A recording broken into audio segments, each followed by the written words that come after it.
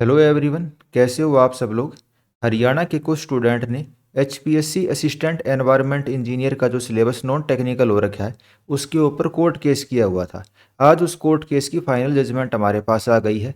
इस वीडियो के अंदर हम देखेंगे पंजाब हरियाणा हाई कोर्ट ने जो नॉन टेक्निकल सिलेबस है टेक्निकल पोस्ट के अंदर उसके रिगार्डिंग क्या कहा है। उसके अलावा इस वीडियो के अंदर हम लखन सिंह वर्सेज एचपीएससी वाले कोर्ट केस के साथ इसको कंपेयर भी करेंगे, क्योंकि जो लॉ वाले स्टूडेंट है असिस्टेंट डिस्ट्रिक्ट अटॉर्नी वाले जो पोस्ट है उसके लिए एचपीएससी को भाई हाई कोर्ट ने ये कह दिया था कि भाई आप इनका सिलेबस चेंज करो और जो प्रीलिम्स एग्जाम है उसके अंदर जो लॉ के सब्जेक्ट हैं भी होने चाहिए। लेकिन जो टेक्निकल बच्चों ने केस किया यानी कि जो इंजीनियरिंग वाले स्टूडेंट है, ये एनवायरनमेंट इंजीनियरिंग की पोस्ट के ऊपर ये केस किया, इसके अंदर हाई कोर्ट ने ये कहा कि भाई एचपीएससी के पास ये अधिकार है, वो कैसा भी सिलेबस लेके इन बच्चों का प्रीलिम्स एग्जाम कंडक्ट करवा सकता है। तो दोनों केस के अंदर हम डिफरेंस को देखेंगे और सारी चीज़ें इस वीडियो के अंदर हम डिटेल से डिस्कस करेंगे। वीडियो में हम आगे बढ़े उससे पहले बता दूं, अगर आप हरियाणा के किसी भी इंजीनियरिंग एग्जाम की प्रिपरेशन करते हैं तो आप हमारे YouTube channel Haryana engineering exam या एचडी इंजीनियरिंग मंत्रा को सब्सक्राइब कर सकते हैं। आज के दिन हरियाणा इंजीनियरिंग एग्जाम के अंदर हम नंबर 1 है।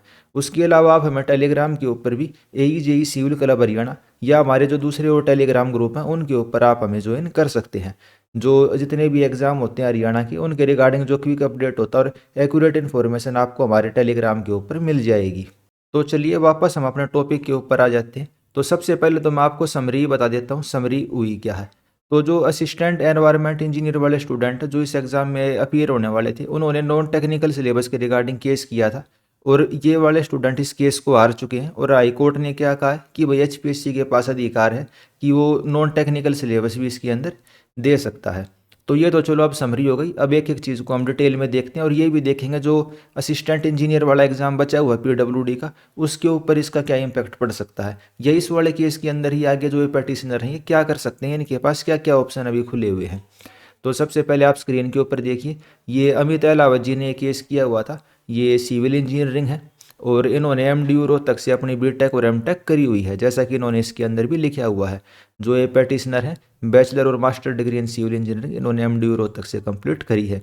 असिस्टेंट एनवायरनमेंट इंजीनियर की जो पोस्ट है उसके लिए इन स्टूडेंट ने अप्लाई किया था in Haryana state pollution control board के अंदर।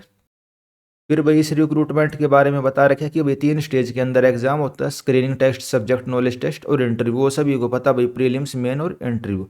Total number of advertisement post कितनी थी, 29 पोस्ट इसके अंदर एडवर्टीज हुई थी। और जो एग्जाम था कितने गुना बच्चे अगले राउंड के लिए बुलाए जाते, केवल 4 गुना बच्चे अगले राउंड के लिए बुलाए जाते। जैसे 29 में से जनरल कैटेगरी की केवल एक सीट है तो जनरल के केवल 4 बच्चे मेंस एग्जाम के लिए शॉर्ट लिस्ट होंगे।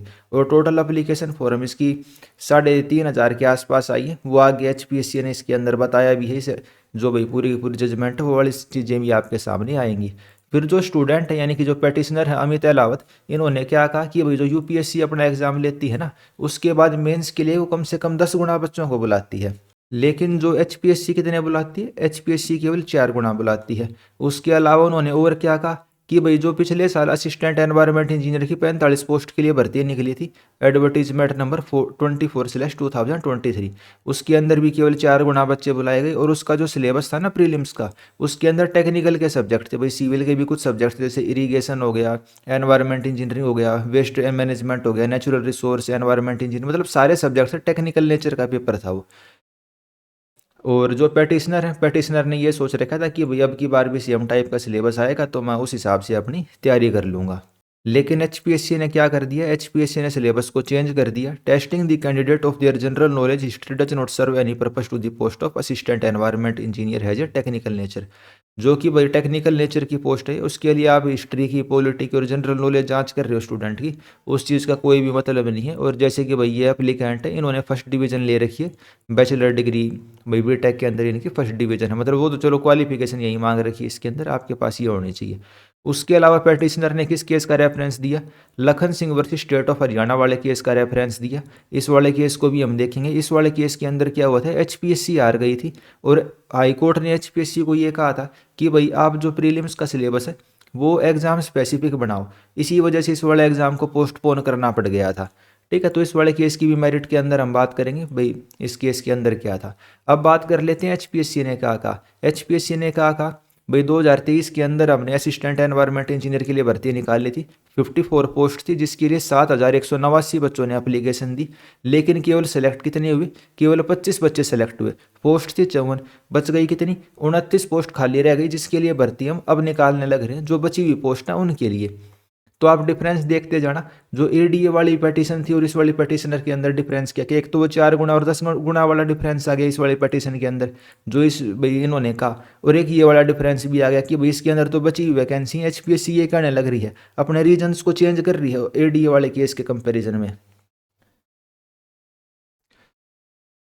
फिर उन्होंने क्या कहा, जो अब ये बची 29 पोस्ट है ना, उसके लिए हम अब भर्ती करने लग रहे हैं, और जो पेटिशनर हैं उन्होंने अब तक कोई भी इसके रिगार्डिंग भाई केस फाइल नहीं किया। जब एन मौका आ गया ना, 2 नवंबर को पेपर होने वाला था, उससे कुछ दिन पहले इन्होंने ये वाली पेटिशन फाइल की, और जब एडमिट कार्ड वगैरह भी शायद जारी हो चुके थे, इंस्टेंट रेट पेटिशनर इन्होंने डाल ली है। तो वो वाली चीज़ एचपीएससी ने कही है, अब की बार 29 पोस्ट के लिए 3,637 कैंडिडेट्स ने अप्लाई किया हुआ है। तो ये चीज़ भी क्लियर हो गई कि भाई असिस्टेंट एनवायरमेंट इंजीनियर के लिए टोटल कितने स्टूडेंट अप्लाई करने लग रहे हैं। फिर एचपीएससी ने अपने समर्थन में क्या क्या कहा? एचपीएससी ने अपने समर्थन में कहा कि भाई स्क्रीनिंग टेस्ट के अंदर जो भी नंबर आते हैं ना, वो फाइनल रिजल्ट के अंदर नहीं जुड़ते। उसके अलावा जो मेंस का एग्जामिनेशन है वो हम टेक्निकल नेचर का लेने लग रहे हैं, और कोई भी आर्टिकल 16 या 14 का वायलेशन इसके अंदर नहीं होता। फिर उन्होंने क्या कहा कि भाई जो ग्रुप बी की पोस्ट है ना, उसके लिए हम एक्सपेक्ट करते हैं कि भाई एक बेसिक जनरल नॉलेज होनी चाहिए और एनालिटिकल स्किल होनी चाहिए, ताकि अपनी ड्यूटी को अच्छे से परफॉर्म कर पाएँ। उसके अलावा फिर उन्होंने और किस केस का एग्जाम्पल दिया? आशीष कुमार एंड अदर बस स्टेट ऑफ हरियाणा केस का एग्जाम्पल दिया। अब जो लखन सिंह वाला केस है ना, इसके अंदर देखना आप, इसके अंदर भी सेम इन्होंने इसी केस का रेफरेंस दे रखा है, Ashish versus other one state of, जो ये है इस वाले केस का इन्होंने बार बार रेफरेंस दे रखे, और एक दो केस का और रेफरेंस देते हैं ये, लेकिन उसके अंदर ये हार जाते हैं। लेकिन जो इंजीनियरिंग वाले स्टूडेंट है, उस वाले केस के अंदर क्या हो जाते हैं, ये एचपीएससी वहाँ पे जीत जाती है। तो आगे देखते हैं और उन्होंने क्या क्या चीज़ें इसके अंदर लिखी हुई, इंपॉर्टेंट चीज़ें देखेंगे हम। तो वहीं लिखा है भाई, जो स्क्रीनिंग टेस्ट है उसके अंदर जो नंबर लेके आते हैं, उससे उनकी फाइनल मेरिट नहीं बनेगी, वो केवल एक शॉर्ट लिस्टिंग का क्राइटेरिया, और केवल हमने 25% नंबर मांगी हैं। और ये इन्होंने सिलेबस लिख दिया भाई, Haryana GK, general GK, math, history of India, polity वगैरह। और ये छठा नंबर पॉइंट देखो, मतलब कुछ भी लिख देते हैं ये, कि भाई एचपीएससी की दलीलें हैं ये, आप एक बार पढ़ो इनको, कि भाई जो गवर्नमेंट जॉब के अंदर जनरल ट्रेंड है वो बुक किस नॉलेज के ऊपर ज़्यादा फोकस करता है। अच्छा, आप एक चीज़ बताओ, जो इंजीनियरिंग का सब्जेक्ट अगर ये लेते हैं, वो बुक किस नॉलेज होती है? वो टेक्निकल नॉलेज होती है। जबकि अब की बार इन्होंने ऐसे सब्जेक्ट ले लिए, इसके अंदर तो बस रट्टे मारने हैं भाई, जनरल साइंस, अकबर कब पैदा हुआ, बाबर ने कौन से युद्ध लड़े, या भाई इस वाले आर्टिकल के अंदर क्या लिखा हुआ, ये बुक किस नॉलेज होती है। लेकिन एचपीएससी क्या कहने लग रही है कि भाई पहले वो किस नॉलेज होती थी, और अब हमने जो एग्जामिनेशन करा है ना, वो हमने क्रिटिकल थिंकिंग और प्रॉब्लम सॉल्विंग एबिलिटी के ऊपर ध्यान में देते हुए करा है। अरे भाई, टेक्निकल सब्जेक्ट से ज़्यादा प्रॉब्लम सॉल्विंग एबिलिटी और क्रिटिकल थिंकिंग कहाँ पे होती है? तो ये कह रहे हैं कि भाई ये तो एक वेलकमिंग स्टेप है, जब authority responsible for recruitment look beyond the traditional norm and adopt a process that attempt to gauge the candidate overall intelligence. Overall intelligence कहाँ से चेक हुई? इससे आप उसका टेक्निकल कुछ तो डालते, अरे ज़्यादा नहीं तो आप 50% डाल देते। ठीक है, चलो जो भी दलील थी, लेकिन इस वाले दलील का तो कोई मतलब है ही नहीं। ये तो भाई बुक किस नॉलेज तो आप अब चेक करने लग रहे हो, अपने काउंटर में आप ये तर्क देने लग रहे हो।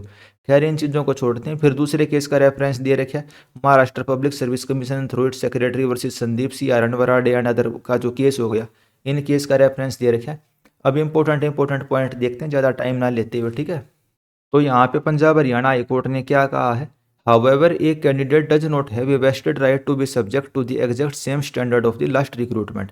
जैसे जो स्टूडेंट है अमित अहलावत, इनका ये कहना था भाई, पिछली बार जो 2023 में भर्ती हुई थी उसके अंदर टेक्निकल सिलेबस था, तो आप इस वाली भर्ती के अंदर भी आपको टेक्निकल सिलेबस करना चाहिए। ठीक है, यानी पिछली रिक्रूटमेंट जैसा ही होना चाहिए। तो कोर्ट ने क्या कहा, कैंडिडेट का ऐसे कोई क्लेम नहीं कर सकता कि भाई पिछली बार जिस तरीके से एग्जाम हुआ, अब की बार भी उसी तरीके से एग्जाम हो।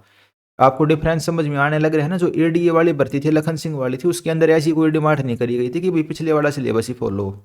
उसके बाद आगे देखिए आप, अगर हम इस चीज़ को अलाउ कर देते हैं कि भाई पिछली बार वाला ही सिलेबस हो या भाई टेक्निकल सिलेबस हो, तो उससे कंटीजेनियन इफेक्ट पड़ेगा। ये बात सेम इसके अंदर भी लिखी हुई थी, और एचपीएससी ने अपनी एफिडेविट में भी ये बात कही थी। लेकिन उसके बाद भी पंजाब हरियाणा हाई कोर्ट ने जो स्टूडेंट थे एडीए वाले केस में जितवा दिए, लेकिन यहाँ पे स्टूडेंट हार चुके हैं। ठीक है, क्योंकि आपको पता, जो लॉ वाला केस था उसके अंदर भी एचपीएससी ने यही कहा था कि भाई सर, अगर आप हमको हरवा देते हो तो सभी स्टूडेंट केस कर देंगे। ये बात यहाँ पे कोर्ट कहने लग रही है कि भाई अगर स्टूडेंट जीत जाते हैं तो अनवारंटेड कॉन्टेजियन इफेक्ट होएगा इससे।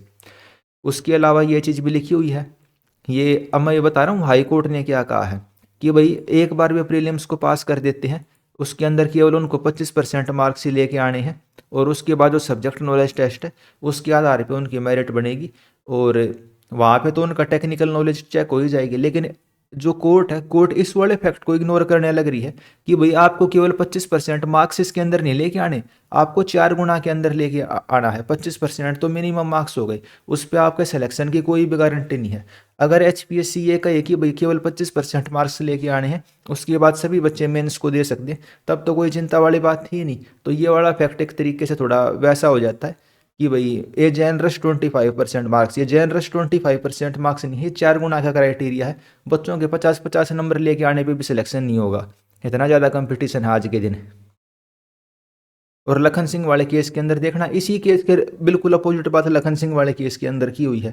तो हो सकता है भाई जो पेटिशनर के वकील हैं उन्होंने शायद केस को इतने स्ट्रांगली तरीके से पुट नहीं करा हो, या कहीं ना कहीं कुछ कमी रह गई हो केस को पुट करने में। बाकी फैक्ट्स के अंदर भी डिफरेंस है, क्योंकि ADA वाला फ्रेश केस था, इसके अंदर कहने लग रहे हैं तो 10 गुना का रेफरेंस दे रहे हैं इसमें, और पिछले वाले रिक्रूटमेंट का भी रेफरेंस दे रहे हैं।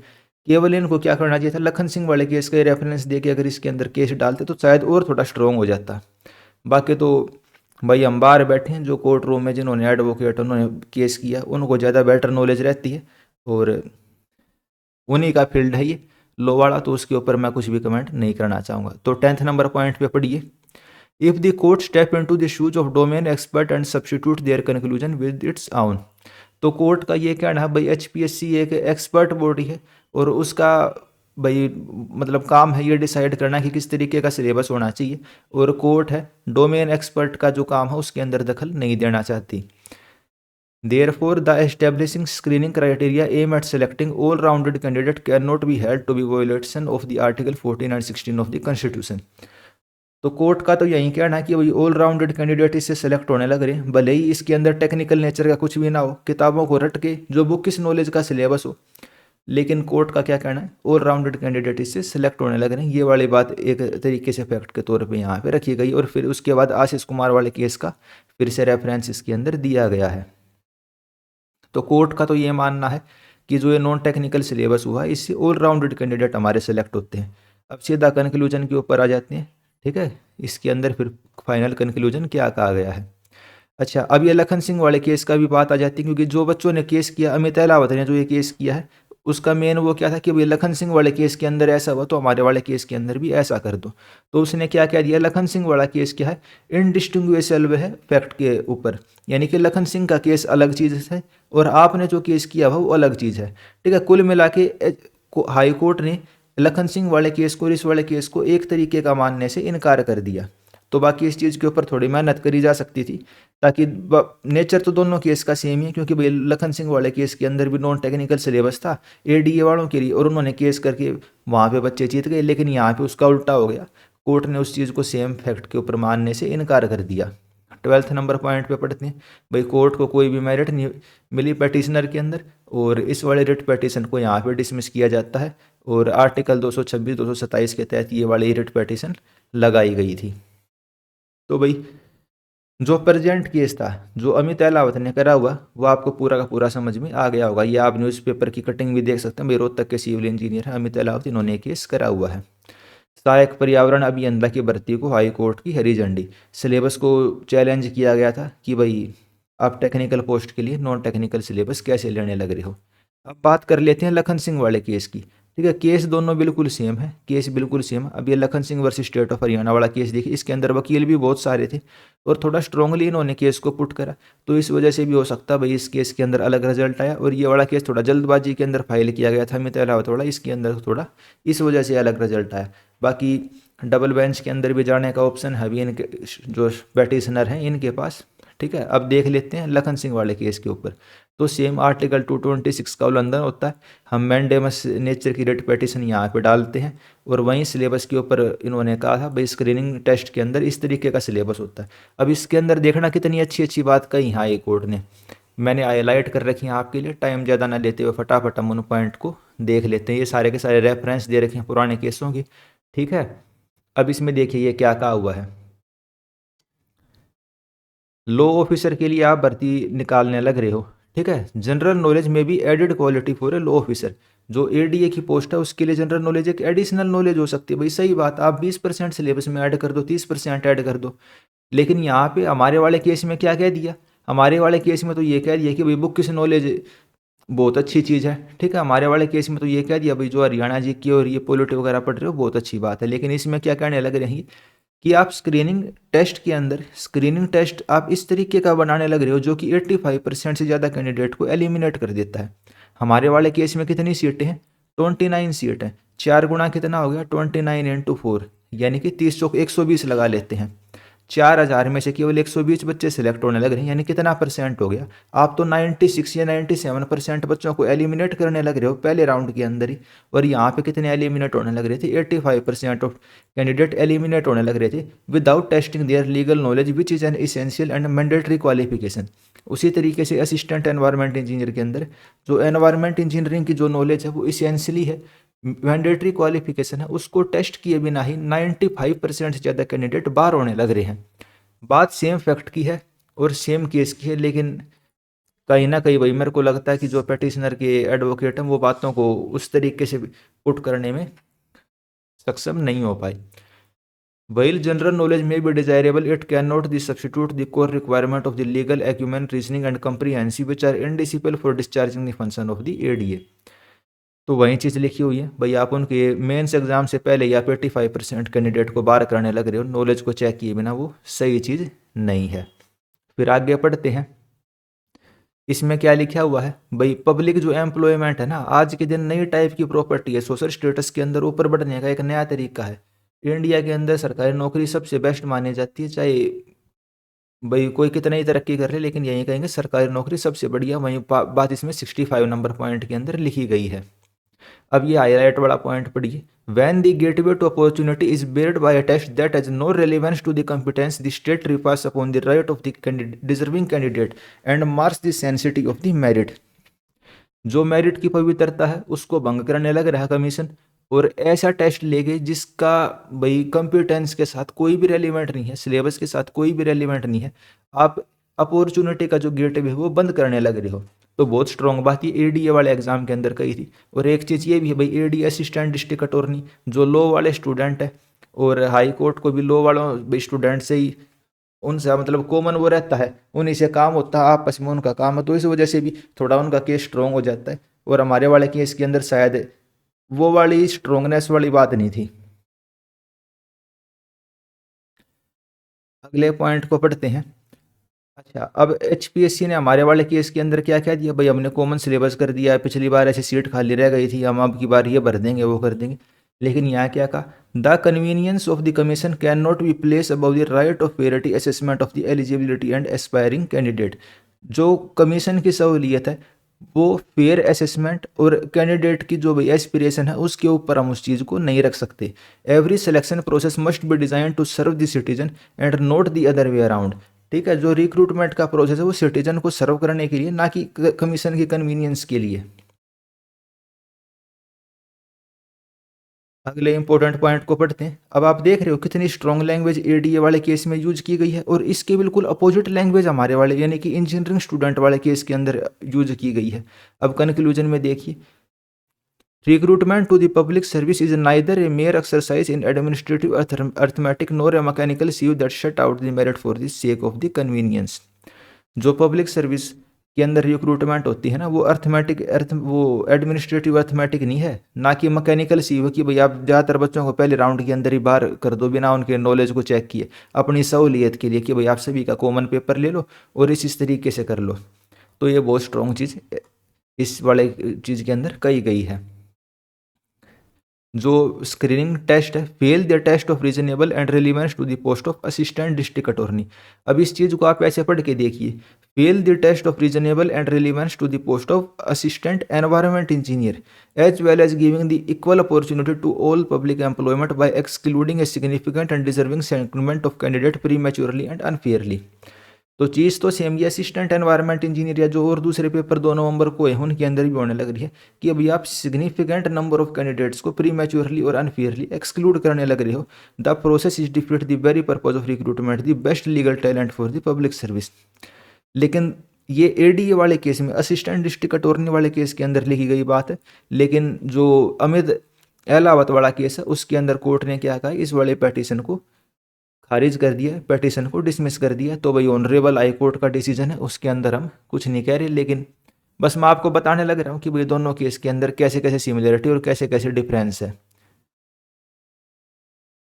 उसके बाद फिर यहीं कह दिया एचपीएससी को, ये कहा था कमीशन ने कि भाई आप फ्रेश सिलेक्शन का प्रोसेस करो या भाई इसी के अंदर सिलेबस चेंज करके आप दोबारा से पेपर लो।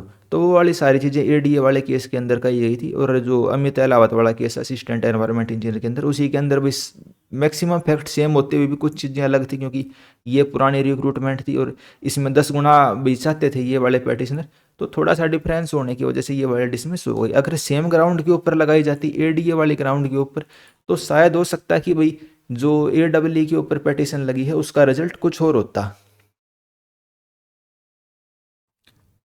तो भाई इस वीडियो में आपको यही बताना था, जो ये पेटिशन है वो आप टेलीग्राम चैनल से ले सकते हो, ज्वाइन करने का लिंक मैं आपको प्रोवाइड कर दूंगा। इस वीडियो में इतना ही। आपके आने वाले एग्जाम्स के लिए मेरी तरफ से बेस्ट ऑफ लक। आप यूट्यूब पे सब्सक्राइब कर सकते हैं और कोई आपको डाउट रह जाता है तो आप कमेंट करके पूछ सकते हैं। अच्छा, एई एग्ज़ाम के ऊपर क्या हो सकता है, तो एई एग्ज़ाम के ऊपर भी काफ़ी स्टूडेंट पूछते हैं। तो उसमें आपको क्या करना है, दोनों की तैयारी करते चलना, टेक्निकल की भी नॉन टेक्निकल की भी 50-50 करके चलो, ठीक है, क्योंकि टेक्निकल आपका मेंस में तो काम आना ही आना है। और आप ये भी कर सकते हो भाई 30% टाइम केवल आप नॉन टेक्निकल पढ़ो, 70% आप अपना टेक्निकल पे ही फोकस करो। जब आपका एग्जैक्ट आ जाएगा भाई एग्ज़ाम की डेट वगैरह, तब आप टेक्निकल के ऊपर, वो नॉन टेक्निकल के ऊपर और ज़्यादा फोकस कर सकते हो। अगर इन केस आपका सिलेबस चेंज ना हुआ और आपसे भी यहीं बुक किस नॉलेज वाली चीज़ें पूछ ली गई, ठीक है, तो आप उस चीज़ के ऊपर फोकस कर सकते हो, इतिहास भूगोल वगैरह के ऊपर। लेकिन अभी के लिए आप क्या करके चलो, 30% टाइम ही अपना नॉन टेक्निकल पे दो, ज़्यादातर टाइम जो आपका 70% टाइम है वो टेक्निकल के ऊपर ही दो।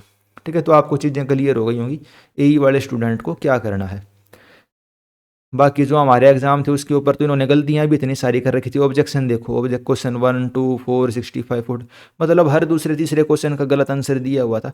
और आप सभी स्टूडेंट ने भी काफ़ी साथ दिया, मिल बांट के हमने ऑब्जेक्शन लगाए। तो ज़्यादातर क्वेश्चन के ऊपर हम ऑब्जेक्शन लगाने में सफल ही हो पाए, क्योंकि 250 रुपये की फीस थी। अगर एक एक बच्चा ऑब्जेक्शन लगाने बैठ जाता तो 5-5 हज़ार रुपये कहाँ से लेके आता। तो किसी ने एक क्वेश्चन पे, किसी ने 6-6, 7-7 क्वेश्चन के ऊपर भी ऑब्जेक्शन लगाए हैं। तो हम सब ने मिलकर ऑब्जेक्शन लगाए, इसी वजह से हम सभी क्वेश्चन पे ऑब्जेक्शन लगाने में सफल हो पाए। बाकी कमीशन की गलत आंसर की के कारण फीस दे के हमें उसको करेक्ट करना पड़ रहा है, ये चीज़ भी ठीक नहीं है। लेकिन उसमें एज ए स्टूडेंट हम कुछ नहीं कर सकते।